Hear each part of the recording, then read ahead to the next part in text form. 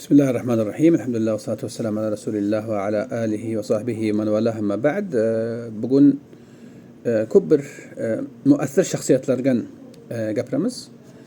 Ala va huwa Baba Rahim Mashrab au Shoh Mashrab. Taban bu kishi bizni O'zbekiston thaqofamizga katta yerlari bor. Sha'biy thaqofaga.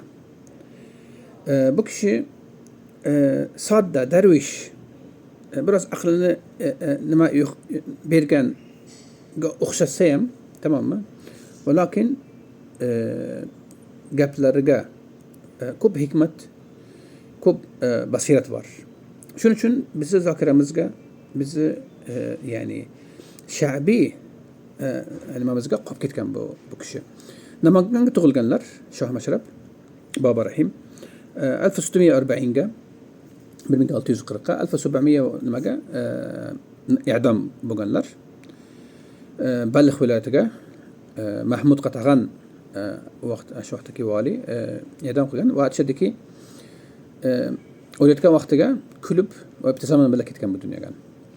Taban bu kishi mazhari xorijiy va riyo va minni halgi tasannu va shu narsalarni yomon ko'rar ekanlar, bildingiz? Shunday darvish Allohni nimasi deb bildingiz chiqib atar ekan, gapirar ekan va zulmni ziddiga va nimani ziddiga ko'p, ya'ni qo'rqmasdan gapirar ekanlar. Shunga bir arabchaga ota so'zi bor, aytadiki, "Xudul hikma min afwahil majanin." Ya'ni hikmatni mana shunaqa devonalarni og'zidan oling deb. Nima uchun? Bular o'zlarini devonalikka tashab haqiqatni bizga aytishadi. Ya'ni nimasi bo'ladi, jur'ati bo'ladi. Chunki to'g'ri insonlar buni atolmaydi. Bunga ko'p shujo bir narsa, ya'ni men buni shu shaklga tafsir qilaman. Nimadan shuncha shujo, shuncha nimaki?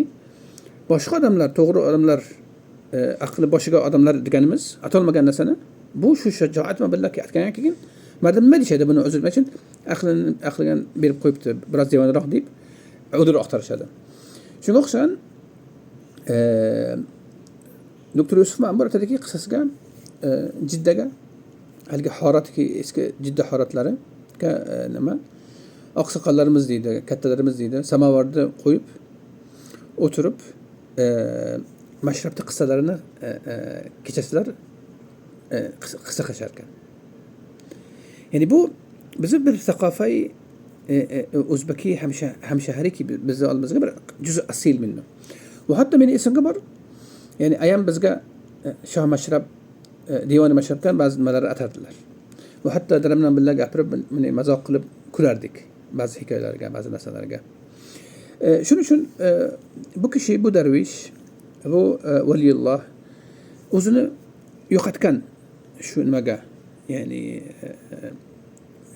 fikriga, narsaga, ibodatga va aytganimdek O'zbekistonning tamomini boshidan to oxirigacha oyog'iga yurib, shahar Madina aylanib ko'p, ya'ni hakim va chiroyli asarlar qo'yib ketgan. Shunga Shoh Mashrab bizni thaqofamizga bir nima. Taban biz batta e'tiqod qilishimiz kerak, masail aqadiy nimadan gapirmaymiz, lekin ka thaqofa sha'biyya va ka hakawi va hikam olamiz. Shuning uchun shunga shu nuqtaga ahamiyat qilish kerak. Ko'p shirin, ko'p chiroyli, ko'p amiq nimalar bor, fikrlari bor bu shaxsiyatni. Shunga bugun aytganimiz kitobimiz Divoni Mashrab. Hozir bu menga mana ism olib keladi, Diogenes Sinopga yashagan bir mufakkir bor, bir faylasuf bor. Bu shaxsiyat ko'chaga o'tar ekan, barmilli shaklda o'tar ekan. Ya'ni muhim emas nima mazhari xorijiy va nima emas. Lekin shunday hikmatlar tashib ketganki, hozirgacha biz buni hikmatini o'qiymiz va istifoda qilamiz. Va masalan, ya'ni shunga o'xshagan shaxsiyatlar, ya'ni har thaqofaga bor. Bizning thaqofamizki, tamommi? Sha'biy thaqofaga qo'shilgan va davom qilib bugunga kelgan nima u? Shoh Mashrab. Shunga aytdim, shu shaxsiyatni bir aytib o'tayin va divonini aytib o'tayin, Divoni Mashrab. Ichiga ko'p nima daqiq va amiq afkorlar bor. Riyodan uzoq o'tiringlar deydi, zulm ziddiga gapiringlar deydi, zulmga rozi bo'lmanglar deydi. va hayotlarini yaxshi yashaylar deydi, Allohga yaqin bo'linglar deydi va turuq sufiyaga taban qo'shilgan bir odam. Ilohiy nima billah, ya'ni hubna billah, ilohiy nima billah odam nima bo'lib ketgan. Shuning uchun aytganimdek, bizni taqvamiz, bizni vijdonimiz, bizni nimamizgan bir parcha Shoh Mashrab va divoni aytganimdek hamshirlar ta nimalarga ya'ni o'tirib o'qishib va vijdoni sha'biga mavjud bo'lgan.